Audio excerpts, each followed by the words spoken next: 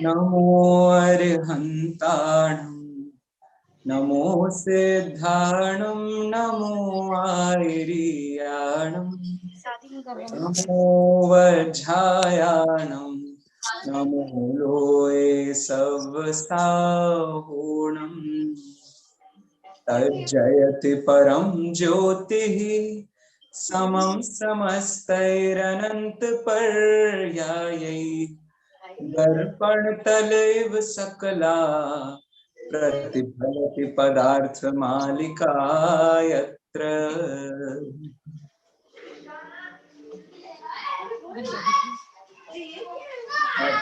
क्षमा चाहता हूँ, बहुत दिनों से मैं आप सबसे मिल नहीं पाया और आज हम मिल रहे हैं, तो आप में से कुछ लोग शायद आश्चर्य भी कर रहे होंगे कि ये कौन है और कहाँ से आ गया है।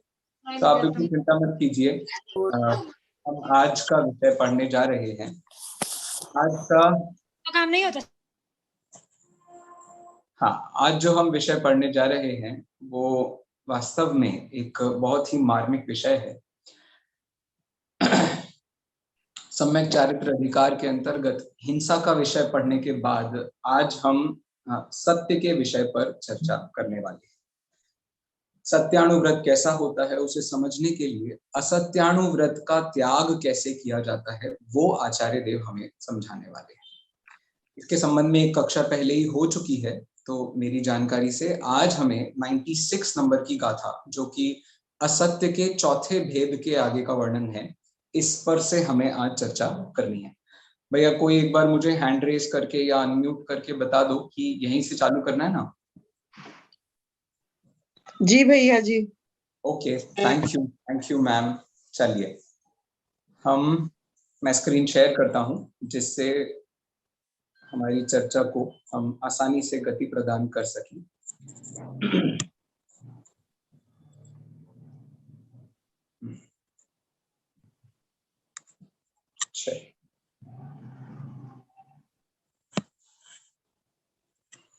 सर्वप्रथम हम जानते ही हैं कि ये जो पूरा ग्रंथ है वो किस प्रकार से विभाजित है, इसकी जानकारी हम सबको है। मैं फिर से उसे रिपीट नहीं कर रहा हूँ।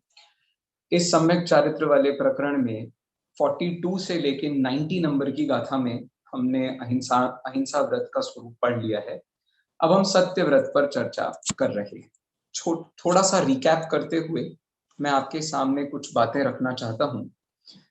भैया 4 प्रकार के असत्यों को बताने की कसम आचार्य अमृतचंद्र देव ने खाई थी। कौन सी कसम खाई थी उन्होंने? तद भेदाह संति चत्वारः, उसके 4 भेद होते हैं। किसके? तद अनृतम अपि विज्ञेयम, वह जो झूठ है 4 भेद होते हैं। अब वो 4, हाँ जी,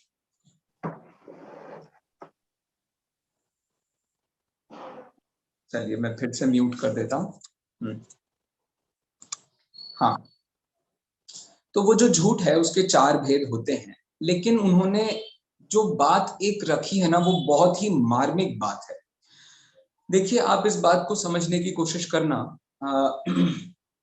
यहाँ उन्होंने यदिदम प्रमाद योगात असद अभिधानम विधीयते किमपि, यहाँ पर प्रमाद योगाहा, ये शब्द का जो प्रमाद योगात, ये जो शब्द का प्रयोग किया है वो आपको सर्वत्र देखने को मिलेगा। अर्थात 5 पापों में उन्होंने प्रमाद के योग से जो पाप होते हैं उनको हाईलाइट किया है। बहुत बहुत बड़ा इसमें दार्शनिक तत्व पाया जाता है। देखिए, सम्यक दर्शन आपको हो जाए फिर भी आप झूठ बोल सकते हो, आपको अणुव्रत आ जाए फिर भी आप झूठ बोल सकते हो, यहां तक कि आप महाव्रती हो जाओ। माफी चाहता हूं, मैं आप सबके सामने इतनी बड़ी बात कह रहा हूं जो कि सच में बहुत बड़ी बात है। बात यह है कि यदि आप मुनि हो जाओ तो भी आप झूठ बोल सकते हो। आचार्य देव यहां तक ले जा रहे हैं। आप विचार करके देखो कि खुद को झूठा बताना, इसके लिए कितनी हिम्मत लगती है। आचार्य स्वयं जब ये ग्रंथ लिख रहे हैं तो वो कौन सी अवस्था में है? तो आचार्य स्वयं अभी 6ठे गुणस्थान में आकर के इस ग्रंथ को लिख रहे हैं। और उसमें कह रहे हैं प्रमाद योगात।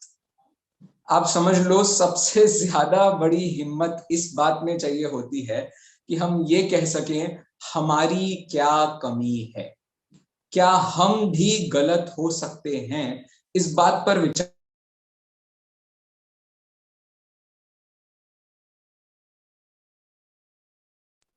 अब आप सोच रहे होंगे कि भैया आचार्य देव कैसे गलत हो सकते हैं, अणुव्रति कैसे गलत हो सकता है, सम्यक दृष्टि कैसे गलत हो सकता है, ये तो पॉसिबल ही नहीं है। तो इसके संबंध में जवाब वो एंड में देने वाले। अभी तो सिर्फ उन्होंने इतनी सी बात कही है, जहां जहां प्रमाद का योग है वहां वहां झूठ है। यही बात उन्होंने हिंसा के लिए कही थी, जहां जहां प्रमाद है वहां वहां हिंसा है।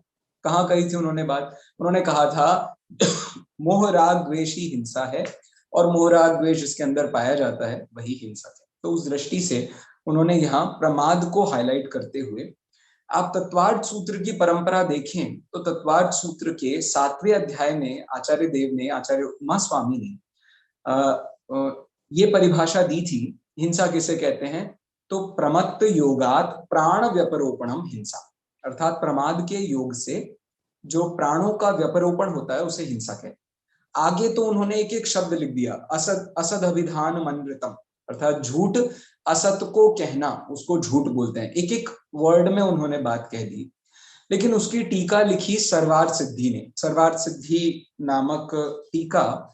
बताओ किसने लिखी है सर्वार्थ सिद्धि नाम की टीका? तत्वार्थ सूत्र पर सर्वार्थ सिद्धि नाम की टीका किसने लिखी है?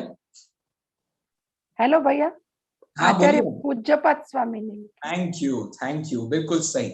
आचार्य पूज्यपाद स्वामी ने वो टीका लिखी है, और उसमें उन्होंने लिखा कि ये जो प्रमत्त योगात वर्ड हिंसा के साथ लगाया है, उसको आपको झूठ, चोरी, कुशील और परिग्रह, इन चारों के साथ भी लगाना चाहिए।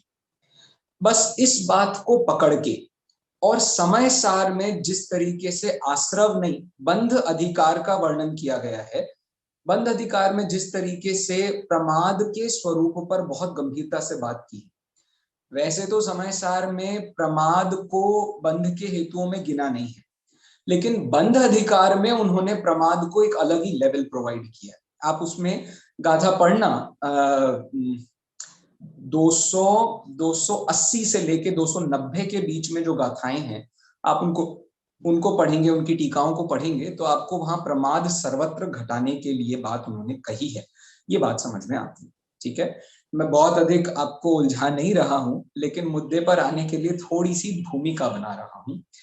इस बात को प्रमाद के योग से ये जो हेतु दिया गया है, उस हेतु का प्रयोग एकमात्र ये पुरुषार्थ सिद्धियोपाय नाम का श्रावकाचार है, जिसमें उन्होंने पांचों पापों में इसको घटा करके इसका प्रैक्टिकल रूप हमको बताया है। तो अब झूठ का प्रमाद के योग से का क्या मतलब है, उसको आपको आगे इसके भेदों में देखने को मिलेगा। तो प्रमाद के योग से बोले जाने वाले झूठ के 4 भेद होते हैं। कितने भेद होते हैं? 4 भेद होते हैं। आप लोगों ने नाम पढ़ लिए हैं, 3 भेद भी पढ़ लिए हैं, तो क्या कोई मुझे बता सकता है प्रमाद के योग से होने वाले झूठ के 4 भेद कौन से हैं? कोई बता सकता है?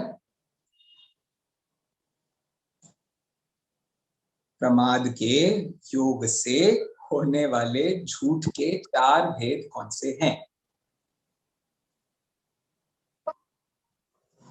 बोलिए। हाँ बोलिए वर्षा जी।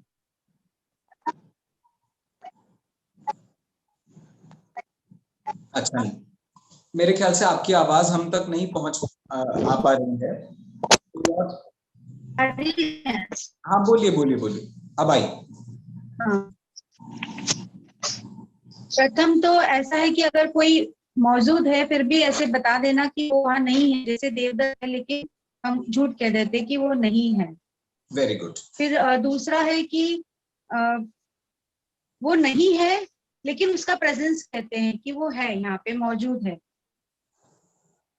और थर्ड है कि उसको अन्यथा कहना, जैसे गाय को घोड़ा कह के बता देना, मतलब गलत इंफॉर्मेशन दे देना, सही इंफॉर्मेशन नहीं देना और गलत उसको अप्लाई करके दे देना। फोर्थ वाला में मुझे याद नहीं, सर किया नहीं। फोर्थ वाले पर अपन को आज चर्चा करनी ही है, इसलिए no problem. Thank you very much, thank you very very much. देखिए बिल्कुल सही आपने कहा। सबसे पहला, सत को असत कहना, सत की नास्ती करना, उसको झूठ कहते हैं। तो जो स्वद्रव्य क्षेत्र काल भाव से वस्तु है उसको ऐसा कह देना कि वो नहीं है, इसे कहते हैं हम पहले नंबर का भेद। दूसरे नंबर का भेद होता है जो असत है उससे कहना कि वो है, अर्थात पर द्रव्य क्षेत्र काल भाव की अपेक्षा से वस्तु नहीं है, लेकिन हम क्या कह रहे हैं कि वो है, इसको दूसरे नंबर का झूठ कहा जाता है। तीसरे नंबर का झूठ होता है जो अपने स्वरूप से है लेकिन अपने स्वरूप की जगह उसे किसी और के रूप से कहना, पर रूपेण अभिधीयते, किसी और रूप में उसको बता देना। बंदर को मछली बता देना, संतरे को नींबू बता देना, ताकि हमारा सामान बिक जाए या हमें कोई फायदा हो जाए या घर में लड़ाई हो जाए, हमें बड़ा मजा आए। इन सब कारणों से ऐसा किया जाता है। और नहीं तो आप किसी नई जगह पर जाओ, वहां पर आप क्या कोई और नई जगह समझ के आपके यहाँ आए और फिर आप उसको झूठ बोल दो। झूठ कैसा बोल दो कि अरे उसने कहा कि ऐसे ऐसे रैपर वाली मुझे चीज चाहिए, तो उसने कहा कि अरे आजकल रैपर बदल गया, चीज यही है। तो आपने उसको झूठ बना करके उल्लू बनाया है। तो जो चीज उसको चाहिए थी, आपने उसका नाम लेकर के चीज कोई और पकड़ा दी। तो इसको हम क्या कहते हैं, इसको तीसरे नंबर का भेद कहते हैं, पर रूपेण अभिधीयते सत्स्वरूपात्। जो अपने स्वरूप से है उसको पर रूप से कह देना। अब जो चौथे नंबर का भेद है उसका उन्होंने कोई नाम नहीं दिया है, लेकिन मैं इसको नाम देना चाह रहा हूं। इसका नाम होना चाहिए अवक्तव्य नाम का झूठ। अवक्तव्य नाम का झूठ मतलब यहाँ है को नहीं बताया गया है, नहीं है को है नहीं बताया है, और जो है उसके अन्य रूप को नहीं बताया गया, बल्कि यहाँ कुछ और ही बताया गया। कुछ और मतलब है नहीं से उसको कोई लेना देना नहीं है। आचार्य देव को है नहीं से कोई लेना देना नहीं है। आचार्य देव को किस बात से लेना देना है? आपके स्टाइल से, आपके सप्रसंग व्याख्या करते हैं ना हम, एक वाक्य लिखा होता है, आप उसका स्ट्रेस पॉइंट चेंज कर दो तो ऑटोमेटिकली पूरे सेंटेंस का भाव बदल जाता है। तो बिल्कुल वही बात है नहीं है उससे हमको कोई मतलब नहीं है, लेकिन आपने जिस स्टाइल में उस बात को रखा है उसका क्या कॉन्सिक्वेंस आ रहा है, उसके हिसाब से इसके तीन भेद किए गए हैं। ठीक है, पहला है गर्हितम, दूसरा है अवद्य संयुतम, और तीसरा है अप्रियम। ठीक है, सबसे पहला क्या है? गर्हितम, दूसरा क्या है? अवद्य संयुतम, और तीसरा क्या है? अप्रियम। ठीक है, तीन इसमें कहे गए हैं। अब इन तीन प्रकार से जो हमारे वचन निकल रहे हैं उनको हम चौथा भेद कहते हैं। ठीक है, बताइए कुसुम जी क्या कह रही हैं? गर्हित को निंदी भी कहेंगे, बिल्कुल, अवध को पाप संयुक्त भी कहेंगे, यस, और अप्रिय वो तो प्रिय का उल्टा हो ही गया। बिल्कुल जी ठीक, बहुत थैंक यू वेरी मच, मैं वहीं आ रहा था। तो देखिए, गर्हित शब्द का मतलब सिर्फ निंदनीय नहीं होता है। गर्हित का अर्थ आप समझ लीजिए, कोई भी नीचा काम आप कर रहे हैं उसको गर्हित कहा जाता है। जैसे वो एक मुहावरा नहीं बनता है जिसको कहते हैं गया गुजरा है, ये गए गुजरे का मतलब गर्हित होता है। अब आपकी भाषा भी गई गुजरी हो सकती है, आपका विचार भी गया गुजरा हो सकता है, तभी आपको ये सामने वाले का मजाक उड़ाना, उसको नीचा दिखाना, उस पर हंसना, ये सब जो आपको विचार आ रहे हैं ना, तो आपकी सोच गई गुजरी है, इसीलिए ऐसा हो रहा है। तो गर्हित को जनरली हम एक ही वर्ड में बांध देते हैं, निंदनीय के अर्थ में। लेकिन आप जैसे जो क्या नाम है हमारा, संस्कृत साहित्य के बहुत बड़े लेखक हैं, मैं नाम भूल गया, उन्होंने देखो ऐसा बहुत हो जाता है, बहुत दिनों से पढ़ो नहीं तो दिमाग से गायब हो जाता है। उपमा अलंकार के लिए जो सबसे ज्यादा फेमस है, कालिदास, सॉरी, उन्होंने एक ग्रंथ लिखा है जिसका नाम है रघुवंश महाकाव्य। उसमें उन्होंने जो गर्हित वर्ड यूज किया है वो निंदा के अर्थ में यूज नहीं किया है, वहां उन्होंने नीची भाषा के अर्थ में प्रयोग किया। नीची मतलब बिल्कुल निम्न दर्जे की जो भाषा होती है उसके लिए गर्हित वर्ड को यूज किया है। ऐसा आपको आगे मिल भी जाएगा। आगे जब अपन अगली गाथा में अगले श्लोक में बात करेंगे तो वहां आपको वो बात समझ में आ जाएगी। फिर पाप संयुक्त तो आपको पता ही है, जैसे सावध्य लेशो बहुपुण्य राशो, जो हमारा स्वयंभू स्तोत्र में आचार्य ने 58 नंबर का जो श्लोक लिखा है उसमें उन्होंने ये बात कही थी कि थोड़ा पाप हो लेकिन बहुत पुण्य हो, ऐसे पूजादि कार्यों को हमें करना चाहिए। तो अब स्वाध्याय को करना चाहिए, पूजा को करना चाहिए, आदि जितनी भी क्रियाएं हैं उनको करना चाहिए। तो वहां सावध्य का मतलब स अवध्य, अवध्य मतलब पाप और स मतलब उससे सहित, तो पाप से सहित। इस तरीके से यहाँ पर वो कह रहे हैं कि पाप से संयुक्त होना चाहिए। और अप्रिय का मतलब ये होता है कि जो हमें पसंद ना हो, वो सरल है, आपको उसका अर्थ पता ही है। ठीक है, तो ये मेरे ख्याल से श्लोक आप सबने पढ़ लिया है, इसलिए मैं अगला श्लोक आपके सामने वांचता हूँ, और आप में से जो भी इस श्लोक को पढ़ना चाहता है वो अपना हैंड रेज कर दे, तो मैं ध्यान से सुन करके आप फिर इस श्लोक को दोहरा सकते हैं। चलिए, थैंक यू रेणु जी। हाँ, रेणु जी से अभी सुन लेते हैं और फिर उसके बाद में कुसुम जी भैया जी। सबने लिया है, हम एक एक करके ले लेते हैं। चलिए, हाँ, let's start with the first one. पै शून्यहास भर्भम कर्क समंजसनम प्रल्पितं च अन्यदपि यदुसूत्रं तत्सर्वं ग्रहीतं गदितं। Thank you, thank you. Renu ji, मैं ये कह रहा था कि एक बार मैं बोल देता हूँ, फिर उसके बाद आप पीछे दोहराएंगे, तो वो कहाँ रुकना है और कहाँ पर अपने को एम्फेसिस देना है वो ख्याल में आ जाएगा। देखिए, मैं स्क्रीन थोड़ी बड़ी कर देता हूँ ताकि पढ़ने में आसानी हो। चलिए, पैशून्यहास गर्भम कर्कशमसमंजसं प्रलपेतं च अन्यदपि यदुत्सूत्रं तत्सर्वं गर्हितं गदितं। पढ़ के देखिए। पैशून्यहास गर्भम कर्कशमसमंजसं प्रलपितं च अन्यदपि यदुत्सूत्रं तत्सर्वं ग्रहीतं गदितं। वाह, बहुत सुंदर, बहुत सुंदर। चलिए, इसका अर्थ बहुत सरल है, पैशून्य हास गर्भम। इसमें ऐसा भी करते हैं, इसके अलग अलग अर्थ भी किया जाता है, पैशून्य और हास गर्भित। कुसुम जी कुछ कह रही हैं? हम भी पढ़ रहे थे। अच्छा, अच्छी बात है। पढ़े क्या? नहीं, अगला श्लोक आपसे पढ़वाता हूं मैं। जी हाँ, जी हाँ। हाँ, एक बार में एक ही हम ले लें ताकि वो आसान रहेगा, अपने को समय बच जाएगा। चलिए, पैशून्य हास गर्भम कर्कशम असमंजसम प्रलपितम च अन्यदपि यदुत्सूत्रम तत्सर्वम गर्हितम गदितम। जो लास्ट में कहा है तत्सर्वम गर्हितम गदितम, अर्थात वह, सर्वम मतलब सभी, गर्हितम गर्हित, गदितम कहा गया है। ठीक है, उस सब को गर्हित कहा गया है। उस सब को मतलब किस सब को? तो अब यत से शुरू करेंगे हम, बिल्कुल स्टार्टिंग से। किस किस को गर्हित कहा गया है? तो सबसे पहले पैशून्य हास गर्भम।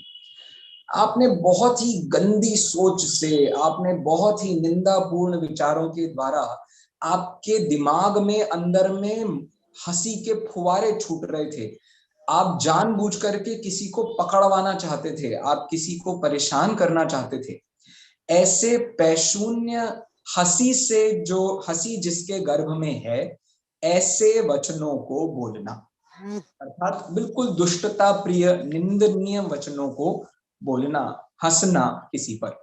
कर्कशम, बहुत ही कठोर वचनों को बोलना, बहुत ही ऐसे वचन जिनको सुन करके सामने वाले का बिल्कुल दिल चीर चीर हो जाए। अच्छा, आपने भले ही प्यार से बोले हो, लेकिन सामने वाले को आहत पहुंचाए, उसकी बात यहाँ चल रही है। अभी हम इसकी बात नहीं कर रहे हैं ना, आपने गुस्से में बोला, आपने यदि गुस्से में बोला तो वो तीसरे अप्रिय वाले भेद में चला जाएगा। अभी हम सिर्फ निंदनीय वचनों की बात कर रहे हैं जिसके अंदर में बहुत ही कठोर विचार रह रहा हो और ऊपर से बड़ा अच्छा दिखा रहा हो, उसको यहाँ कर्कश कहा जाए। ठीक है। असमंजसम, सामने वाले ने आपसे कुछ पूछा और आपने बिल्कुल सीधा सीधा जवाब देने की जगह उसको और उलझा दिया। हो सकता है रास्ते पर किसी व्यक्ति को सही रास्ता पता था, लेकिन आपने उसको गलत रास्ता बता करके बेचारे को असमंजस में डाल दिया। इसको हम निंदनीय या समझ लीजिए नीचे वचनों के दर्जे में गर्हित वचन कहते हैं। प्रलपितम, रोए जा रहे हैं, रोए जा रहे हैं, रोए जा रहे हैं, बात है नहीं लेकिन रोए जा रहे हैं, रोए जा रहे हैं, या चीखे जा रहे हैं, चीखे जा रहे हैं, चीखे जा रहे हैं, मुद्दा है नहीं कुछ।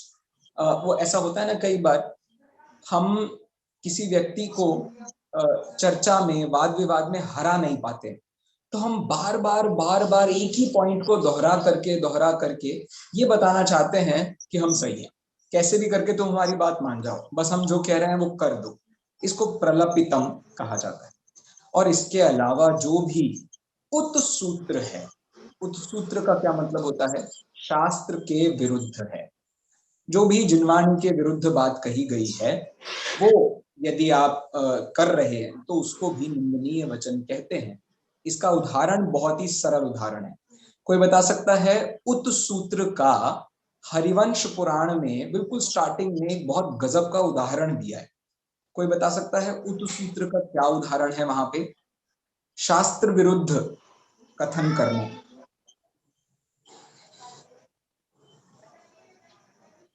चलो मैं आपको एक हिंट देता हूं। हिंट है अजैरष्टव्यम। अब कोई बता सकता? बोल दीजिए। अजैरष्टव्यम, बकरे, अजैरष्टव्यम में क्या हुआ था? वो बकरे की बलि चढ़ाने लगे थे उसमें।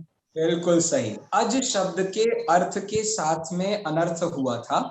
अज शब्द का अर्थ तो समझ लीजिए धान होता है या चावल होता है। उसका अर्थ वो, हाँ, उसका अर्थ वो ना निकाल कर उन्होंने नवीन बकरा, जो अज का मतलब नवीन बिल्कुल जो अपना चावल है उसको अज कहते हैं। अज शब्द का अर्थ होता है जो जन्मा नहीं है, जो जन्म नहीं सकता है। तो अब ये गेहूं नहीं है, ये चावल है, क्योंकि चावल को बोने पर वो दोबारा उत्पन्न नहीं होता है, गेहूं उत्पन्न हो जाता है, इसलिए अज का मतलब जो दोबारा उत्पन्न ना हो। तो अब बकरा जो है, बकरे से समझ लीजिए मर करके दोबारा से वही बकरा जन्म जाए तो ऐसा नहीं होता है। तो वो वहां समभिरूढ़ अर्थ है उसका, तो वहां इस्तेमाल न करते हुए, वो पूरी कहानी आप सबको पता है, मैं वो सब नहीं बताना चाह रहा हूँ। इतिहास में आप एक एक विषय पर विचार करेंगे तो आपको ऐसे बहुत सारे और मिल जाएंगे विचार करने के लिए। तो इतनी बात करते हैं हम गर्हित के संबंध। ठीक है। गर्हित में कुल मिलाकर के बताइए कितने एग्जाम्पल्स दिए हैं आचार्य ने? बताइए। गर्हित को, हाँ बोलिए रितु दीदी। एक तो गर्हित में पैशून्य हास गर्भ, मतलब ऐसी हंसी पैशून्य युक्त, निंदा युक्त जो बोला है।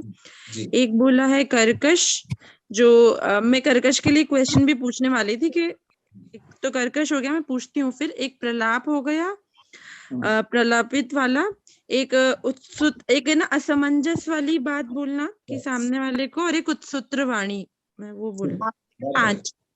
और इसमें मेरे को ये पूछना था कि जो कर्कश है, तो कर्कश को हमने बोला कि हम प्यार से भी बोलें तो वो कर्कश होगा, बट जैसे हमने जनरली जो मीनिंग सुना है, फेमस है, वो ये होता है कि कर्कश मतलब कड़वा, कठोर टाइप बोलना। तो वो फिर उसमें क्या है एग्जैक्ट मीनिंग उसका? मैंने तब भी एक छोटा सा वाक्य बोला था, वो इतनी सी बात है कि जो 3rd नंबर का भेद है, 4th नंबर वाले का जो एक्स्ट्रा भेद है, उसमें अप्रियता को ध्यान में रखा गया है। अप्रिय का मतलब क्या होता है? ऐसा बोलना जो प्रिय ना हो, जो हमें अच्छा ना लगे, जो हमें बुरा लगे, उस दृष्टि से जिसको बोला जाता है। तो वहां पर समझ लीजिए एक ऐसा भाव बताना चाह रहे हैं कि बोलने वाले के तरीके के हिसाब से हम बात करते हैं। यहाँ पर जो बात की जा रही है वो कठोरता या समझ लीजिए बहुत ही गंदे विचारों को लेकर के बात की जाती है। तो वैसे दोनों जगह में से आप कोई भी जगह कैसा भी अर्थ बैठा सकते हैं, और लेकिन इनका सही है। प्रैक्टिकली मतलब हम लोगों की लाइफ में ये कहाँ यूज होते हैं, ऐसे भी एग्जाम्पल अगर मिलेंगे तो मतलब अच्छा होगा हमारे लिए हाँ, कि हम सही है, कहाँ सही है। यूज कर लेते हैं ऐसा गलती से भी हाँ, ये चीज है। जी जी बिल्कुल। ये तो समझ लीजिए हम जब भी अपने शब्दों को विचार करके नहीं बोलते हैं तो हमारे मुंह से यही सब कुछ निकलता है। ये तो पूरे चारों में पांचों में यही बात चल रही है। अब यहाँ पर जैसे सबसे पहला बताया कि हमने निंदा पूर्वक जो हास्य किया, ये तो मेरे ख्याल से बहुत सरल है। स्कूल कॉलेज में बच्चे करते हैं ऐसा, किसी की चुगली करेंगे और बाद में हंसेंगे। कर्कश बिल्कुल कठोर वचन हमने बोले, गाली गलौज करी, किसी को माँ बहन की गालियां दे देते हैं लोग, बिल्कुल गुस्से में आकर के बहुत गंदे गंदे वर्ड्स यूज करते हैं, तो वो कर्कश में चला जाएगा। असमन जैसे कि बता दिया कि रास्ता कुछ और था और बता कुछ और दिया, तो सामने वाला और बेचारा कंफ्यूज हो गया। प्रलपितम में एक ही पॉइंट को लेकर के घिसते जा रहे हैं, घिसते जा रहे हैं, घिसते जा रहे हैं। साधारणतः पति पत्नियों में ऐसा हो सकता है, भाई बहन में ऐसा हो सकता है, बहुत जगहों पर आपको देखने को मिल सकता है। और फिर जिनवाणी में जो कहा गया है उसे वैसा न कहकर अन्यथा कहना, उसको उत्सूत्र कहा जाएगा। इस तरीके से हमने ये जो इसका पहला टाइप है वो देख लिया। ठीक है, अब चलते हैं हम पाप युक्त वचन की तरफ। ठीक है, हाँ जी, कुसुम जी। हेलो भैया। हाँ, आप मेरे बाद में बोलना। आप पूछ रहे हैं क्या कुछ? नहीं ना? हाँ हाँ पूछ रहे हैं। हाँ बोलिए। अब भैया आपने वो उदाहरण बताया हरिवंश पुराण का अजय रष्टभ्यम, हाँ, हाँ। वो उसका वो बकरे से कैसा संबंध है ये नहीं समझ में आया। अच्छा अज शब्द का साहित्य में एक समभिरूढ़ होता है। वहां पर जब अज शब्द का प्रयोग किया जाता है तो साहित्य में कुछ स्थानों पर उसका अर्थ बकरा भी होता है। अब वो बकरा अर्थ वहां पर नहीं लगाना था जहां पर उन्होंने लगा दिया, ये दिक्कत है। अष्टव्यम का मतलब तो पूजना होता है, तो अजों से पूजना चाहिए, ऐसा उस वाक्य का अर्थ है। तो अज का अर्थ यदि जंगल की अपेक्षा से किया होता तो वहां अर्थ कर लेते हम बकरा, लेकिन यहाँ पर जब पूजने के अर्थ में किया गया है तो वहां हमें चावल की अर्थ करना चाहिए। ऐसा वो पशु और आपके पर्वत और नारद के बीच में जो चर्चा हुई थी उसको याद किया मैंने। हाँ अच्छा जी ठीक है, धन्यवाद भैया। हाँ जी, कुसुम जी से अब कुसुम जी आप तैयार रहिए। छेदन भेदन मारण कर्कषण वाणिज्य चौर्य वचनादि तत्सावध्यम यस्मात् प्राणिवधाद्याः प्रवर्तन्ते। छेदन भेदन मारण कर्षण वाणिज्य चौर्य वचनादि तत्सावध्यम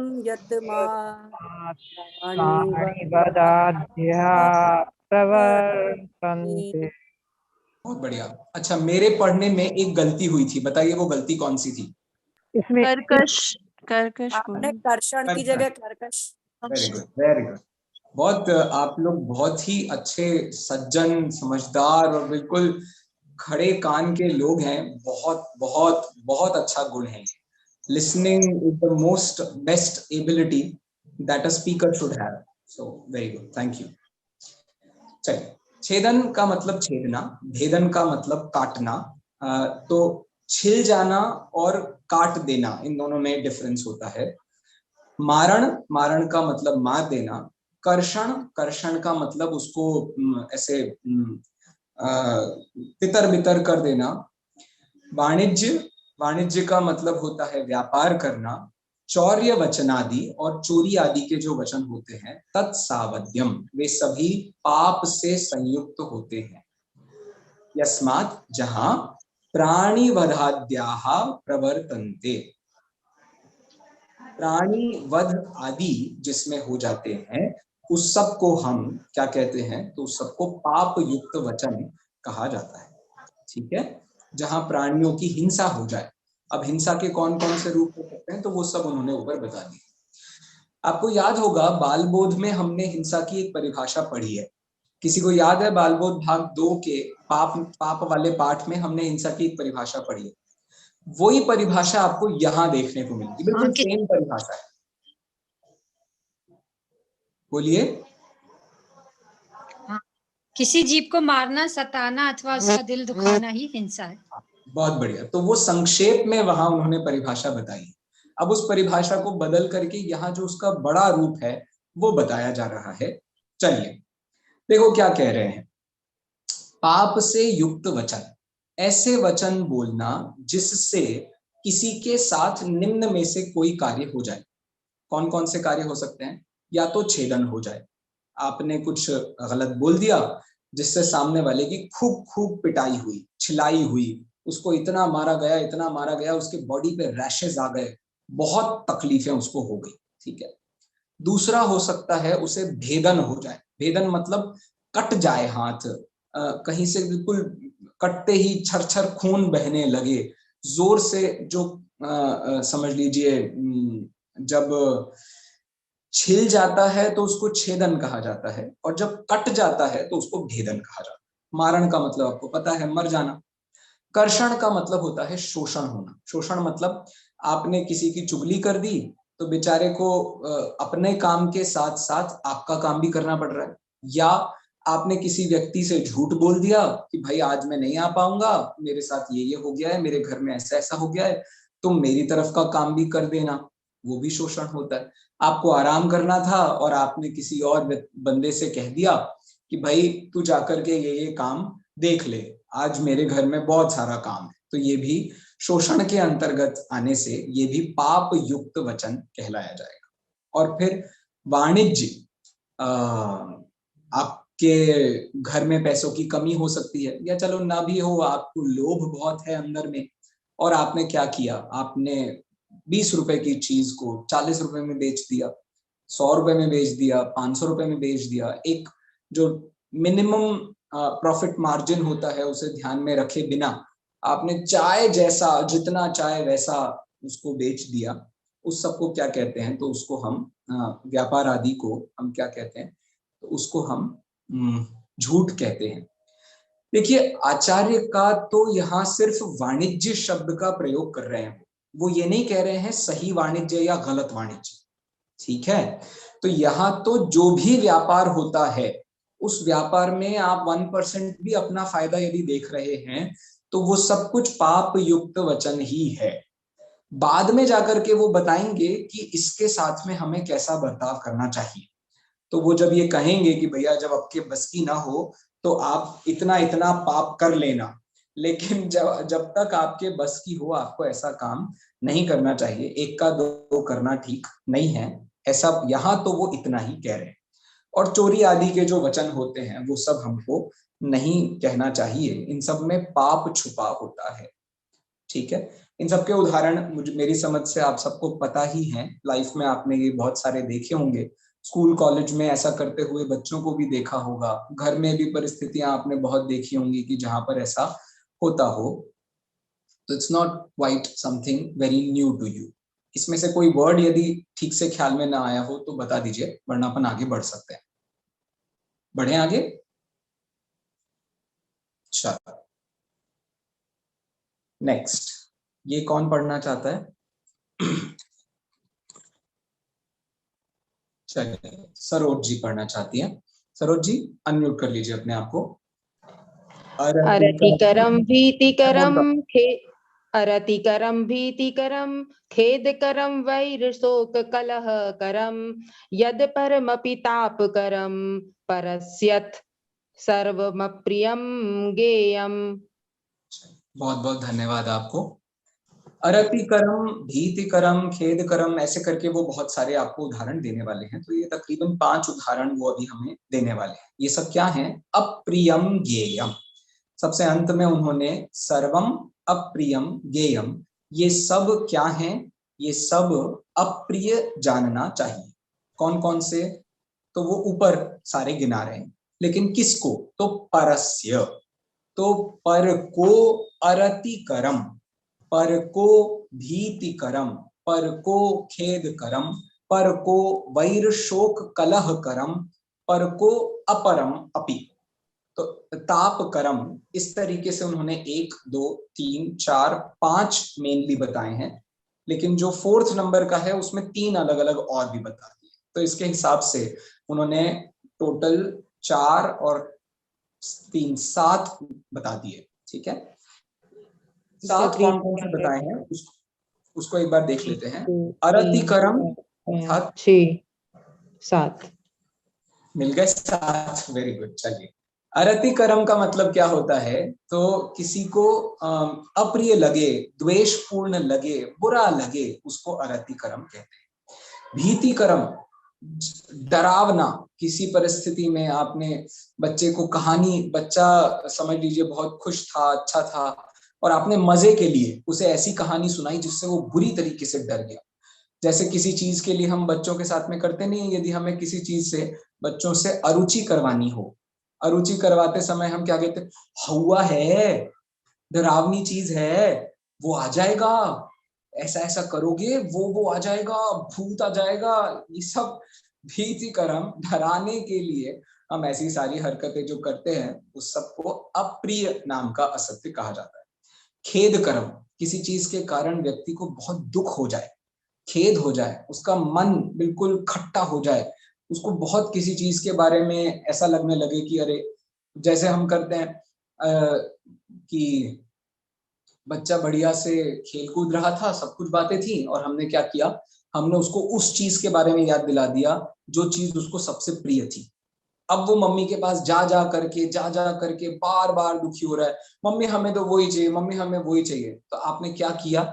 आपने उसके अंदर बहुत ज्यादा खेद भर दिया, उसके मन में बहुत ज्यादा दर्द पैदा कर दिया।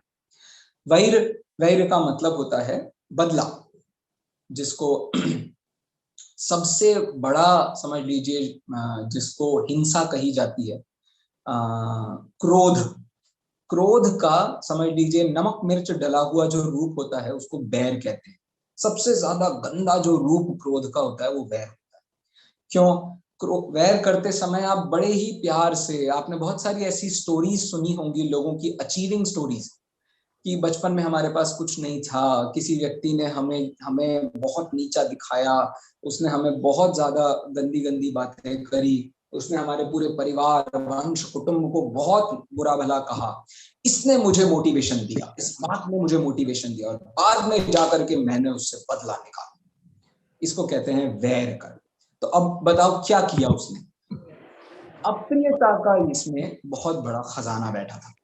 शोक करम, शोक करने वाला व्यक्ति बिल्कुल विह्वल हो जाए, जैसे तैसे उसने खाना पीना स्टार्ट किया था और तुमने फिर याद दिला दिया, देखो महीने भर पहले माँ चली गई थी, ऐसा हो गया था, वैसा हो गया था, तो तुम तो वहां से चल दिए, और वो सामने वाला बेचारा फिर से उसी हालत में पहुंच गया। वो बेचारा रोता ही रह गया, रोता ही रह गया, रोता ही रह गया, उसको कितना शोक हुआ। कलह कर्म, झगड़ा, घर में मतलब वो नहीं कहते हैं कि घर में 4 बर्तन होंगे तो आवाज होगी, अरे ऐसा कोई जरूरी नहीं है। सिद्धशिला में इतने सिद्ध रहते हैं, वहां आवाजें होती हैं। इतने सारे मुनियों का इतना बड़ा बड़ा संघ पहले के जमाने में हुआ करता था, बताओ वहां आवाजें हुआ करती हैं? बिल्कुल जरूरी नहीं है। हम जानबूझ के कलह करना पसंद करते हैं, छोटी छोटी बातों पर लड़ेंगे, किसी भी बात को मुद्दा बनाएंगे, वो कलह करना होता है। यत अपरम अपि ताप करम, और इनके अलावा जो भी आपको इस दुनिया में मिल जाए जिससे सामने वाले व्यक्ति को बहुत ताप हो, अंदर में उसको बहुत गर्मी पैदा हो, उसको बहुत दुख पैदा हो, उसके अंदर बहुत ऐसा आग उसके अंदर उबलने लगे, उसको ताप कर्म कहा जाता है। सब कुछ अप्रिय करने में आता है। ठीक है, कुछ कह रहा है क्या कोई? नहीं। चलिए, तो इस तरीके से हमने जो चौथे भेद के 3 भेद थे उन सबको देख लिया है। तो पहला है सत की अपेक्षा से, दूसरा है असत की अपेक्षा से, तीसरा सद असद की अपेक्षा से, और चौथा अवक्तव्य की अपेक्षा से। ऐसे ये 4 भेदों का विस्तार करके आचार्य देव ने जो प्रमाद से युक्तपना था उसको बहुत ही खोल करके हमारे सामने रख दिया है। हाँ, कोई कुछ कह रहा है क्या? नहीं, चलिए। तो यहाँ तक हमारे ये जो मुख्य भेद थे वो सारे के सारे भेद बता दिए हैं, और इन सब भेदों में भी ये बात वो बहुत बार हाईलाइट कर रहे हैं, जैसे 91 नंबर के श्लोक में उन्होंने हाईलाइट की थी, वही बात यहाँ उपसंहार के रूप में हाईलाइट की जा रही है 99 नंबर की श्लोक में। जो भी मेरे बाद पढ़ना चाहता है वो अपने आप को अनम्यूट कर ले। अपन जिन लोगों ने पढ़ लिया है उनके अलावा जो भी पढ़ना चाहता है वो पढ़ ले। चलिए अभिलाषा दीदी आप अनम्यूट कर लेना। सर्वस्मिन्नप्यस्मिन् प्रमत्त योगैक हेतु कथनं यत् अनितवचनेऽपि तस्मान् नियतं हिंसा समवतरति। सर्वस्मिन्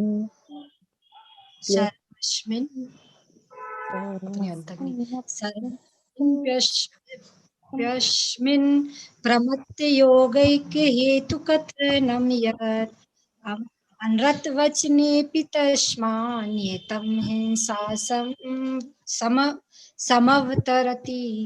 वाह, बहुत बहुत धन्यवाद अभिलाषा जी को। ये भी बहुत ही सरल और अच्छा श्लोक है। इसमें कह रहे हैं सर्वस्मिन् अपि अस्मिन्। अस्मिन् मतलब ये सब, सर्वस्मिन् मतलब सभी।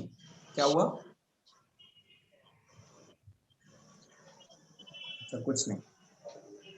अस्मिन् मतलब ये सब, सर्वस्मिन् मतलब सभी। ये सभी प्रमत्त योग एक हेतु कथनम यत्, इन सब का एक ही हेतु है, वो क्या है? प्रमत्त योग। तो प्रमाद के योग से ये जो बात पहले कही गई थी उसी बात को यहाँ पुष्ट कर रहे हैं। वो भी एक कथन का कारण है जिसके कारण इन सबको हम अनृत वचनेपि तस्मात् नियतम हिंसा समवतरति, और इन सब के कारण इस असत्य को क्या कहते हैं? तो असत्य में हिंसा निश्चित होती है, असत्य में हिंसा का अवतरण होता है। ये बात यहाँ पर कही जा रही है। ठीक है, तो सीधी बात है। इसमें जो एक सेकेंड, सूक्ष्मापि न खलु हिंसा वाली एक कारिका आई थी 70 के आसपास। वो कारिका है जो श्लोक है जिसमें उन्होंने ये बात कही थी कि सूक्ष्मापि के अलावा भी एक और कारिका, हाँ, उन्होंने ये बात कही थी कि हिंसा, झूठ, चोरी, कुशील, परिग्रह, ये चारों वास्तव में चार नहीं है, एक ही है। एक मतलब सब हिंसा में ही आ जाते हैं। तो इस दृष्टि से इस कारिका में 2 बातों का उपसंहार हो रहा है। एक तो ये प्रमाद के योग से ही झूठ बोला जा सकता है, और दूसरा ये झूठ भी किस प्रकार हिंसा होता है वो बात हमारी यहाँ प्रमाद के योग से सिद्ध हो जाती है। बोलिए रितु दीदी क्या कह रही हैं? प्रमाद का अर्थ यहाँ पे हमें क्या करना चाहिए? आलस मात्र? नहीं, प्रमाद मतलब वो फुल प्रमाद जो छठे गुणस्थान तक जाता है, उस प्रमाद की बात कर रहे हैं। अगले ही श्लोक में आने वाली ही है बात कि हमें उसको किस तरीके से ट्रीट करना चाहिए, वो अगले ही श्लोक में बता रहे हैं। 100 और 101 का बस अब हम इंतजार करते हैं। इनको मैं दोहराता नहीं हूँ, हमारे पास समय नहीं बचा है, तो मैं खुद पढ़ के इसको एक बार आपको समझाने का प्रयास करता हूँ। ठीक है, आवश्यकता पड़ेगी तो इसके संबंध में अपन अगली कक्षा में फिर से बात कर सकेंगे। ठीक है। हेतौ प्रमत्त योगे निर्दिष्टे सकल वितथ वचनानां हेयानुष्ठादेह अनुवदनम भवति न असत्यम। वह झूठ नहीं है। कौन झूठ नहीं है? प्रमाद के योग, ऐसा जो हेतु हमने बताया वो सभी झूठों का, उसमें हे का जो उपदेश दिया जा रहा है उसको कहना झूठ नहीं है। अब आपको लगेगा भैया ये क्या घुमा दिया आपने, समझ में नहीं आई बात। तो यहाँ देखिए ये कहना चाह रहे हैं, वो ये कहना चाह रहे हैं कि किसी आचार्य ने आपको हे का उपदेश दिया कि भैया हमें ये सब नहीं करना चाहिए। अब ऐसा उपदेश देने पर हम सबको ये लगने लगे कि अरे यार वो तो झूठ कह रहे हैं। झूठ कह रहे हैं इसका मतलब हे कह दिया, सामने वाले व्यक्ति को बुरी लग गई बात, उसका दिल दुख गया, उसको बहुत बुरा लग गया, आचार्य देव ने हमसे ऐसा ऐसा कह दिया, हमारे बारे में ऐसी ऐसी बात कह दी और बाप रे ये तो बहुत गलत हो गया, ऐसा वैसा। तो अब इसको भी झूठ बोला जाएगा क्या? इसका मतलब क्या मुनिराज के वचन भी झूठ कहे जाएंगे? या जो भगवान का उपदेश है यदि हमें वो अच्छा नहीं लग रहा है तो क्या उसे झूठ कहा जाएगा? तो वो ये कह रहे हैं ऐसा नहीं है। वेदता का जो भी उपदेश दिया जा रहा है वो सुनने पर यदि हमें बुरा लग रहा है तो क्या हम उसे असत्य मानेंगे? तो वो कह रहे हैं न असत्यम भवति, वह झूठ नहीं है, क्योंकि हर वो चीज जो आपके लिए कही जाए आपको तो बुरी ही लगने वाली है। इसका मतलब बोलना छोड़ दें क्या, कहना छोड़ दें क्या? तो ऐसा नहीं है। गलत को गलत कहने में दिक्कत नहीं है, लेकिन गलत का गलत इंटेंशन होने में बात है। तो यहाँ सारा कुछ जो प्रमाद का योग प्रयोग किया गया है उसके पीछे इंटेंशन का प्रॉब्लम है। यदि हमारा इंटेंशन ठीक नहीं है तो वो सारी की सारी बात को झूठ ही कहा जाएगा। अंतिम कारिका है इस सत्यानुव्रत के संबंध में। देखिए वहां क्या कह रहे हैं। ये कह रहे हैं भोगोपभोग साधन मात्रम सावध्यम अक्षमा मोक्तुम तेपि शेषम अनृतम समस्तम अपि नित्यमेव मुंचन्तु। यहाँ ये कह रहे हैं कि आपको अपना घर चलाने के लिए भोग और उपभोग के साधनों की जो आवश्यकता पड़ती है, वहां पर आप जितना पाप कर रहे हो या जो भी आप हरकतें कर रहे हो, उसमें आपका जो भी कर्कश वचन भी निकल रहे हैं, उसमें व्यापार आदि की जो भी क्रिया हो रही है, उस सब को आप कर रहे हो, तो आप ये मत समझ लेना कि हम सही काम कर रहे हैं, लेकिन ये समझना कि हम जो कर रहे हैं वो हमारी मजबूरी है। लेकिन सत्य तो ये है समस्तम अपि नित्यमेव मुंचन्तु। सारे ही प्रकार के ये जितनी भी बातें पीछे बताई गई हैं वो सब की सब हमें छोड़नी चाहिए। मुझे लगता है इसी सारे प्रकार के जो प्रस्तुतिकरण हैं उसके कारण आप विचार करना, आचार्य देव ने कलश नंबर 3 समय सार आत्मख्याति टीका में कलश नंबर 3 में ये बात कही है कि भैया हमारे जो भी प्रमाद के योग से क्रिया हो रही है उस सब के कारण होने वाले विचार नष्ट हो जाएं, हमारा दर्शन मोह वो तो भले ही पहले नाश हो गया हो, चारित्र मोह भी नाश हो जाए। इसके लिए हम ये सारी की सारी मेहनत कर रहे हैं ताकि हमारे इंटेंशंस के साथ साथ पर द्रव्य के साथ हमारा किसी भी प्रकार का व्यवहार नष्ट हो जाए, तो न झूठ का कोई स्थान रहेगा, न सत्य का कोई वचनात्मक कोई भी स्थान नहीं रहेगा, और हम अयोगी होकर के मोक्ष दशा को प्राप्त कर लेंगे। इस प्रकार से हमने अभी 5 कारिकाओं को 5 श्लोकों को पढ़ते हुए इस संपूर्ण विषय को समझने का थोड़ा बहुत प्रयास किया है। 5 नहीं 6 हो गए। तो इसके संबंध में किसी को कुछ कहना हो तो कह दीजिए, वरना अपन समापन करते हैं। बोलिए वर्षा जी। सारी बातें जो कही है इन सबको असत्य ये शब्द क्यों दिया है? मतलब इसको और कोई शब्द इसको कैटेगराइज कर सकते, क्योंकि कंफ्यूजन हो रहा है कि ये। Very good, very good. इस सब का संबंध वचन से है, इसीलिए उसको असत्य में डाला है। जो सबसे पहला वाला था उसमें भी कहना, दूसरे वाले में भी कहना, तीसरे वाले में भी कहना। अब जो अपन ने 4 भेद आज पढ़े हैं, 3 भेद आज पढ़े हैं, उन 3 भेदों में भी सबसे पहला भेद क्या था वर्षा जी? गर्हितम। गर्हितम, गर्हितम, इसमें भी बोलना इन्वॉल्व है। सेकंड क्या है? पाप संयुक्तम। अब पाप संयुक्त क्या? वचन। और थर्ड क्या था? तो थर्ड था अप्रिय वचनादि। वो पूरी कारिका में 95 नंबर की जो कारिका है उसमें उन्होंने ये बात कही थी कि इसका वचनों से संबंध होने के कारण हम इसको यहाँ पर ऐसे ट्रीट कर रहे हैं। ठीक है, धन्यवाद जी। हाँ जी। रितु दीदी सब ठीक है? और कुछ व्याख्या में रह गया हो तो बताइए।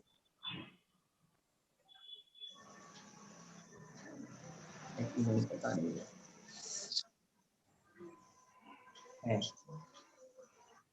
चलिए, मेरे ख्याल से और कोई प्रश्न नहीं है, हम समापन कर लेते हैं। अनंत धर्मणस्तत्वं पश्यन्ति प्रत्यगात्मना अनेकात्मयी मूर्तिर्नित्यमेव प्रकाशिता। ओम ह्रीं श्रीं क्लीं ह्रमस्य हंसानाहत विद्यायै नमो ह्रीं रोम सर्वशान्तिं कुरु कुरु स्वाहा। ओम ह्रीं श्रीं क्लीं ह्रमस्य हंसानाहत विद्यायै नमो ह्रीं रोम सर्वशान्तिं कुरु कुरु स्वाहा।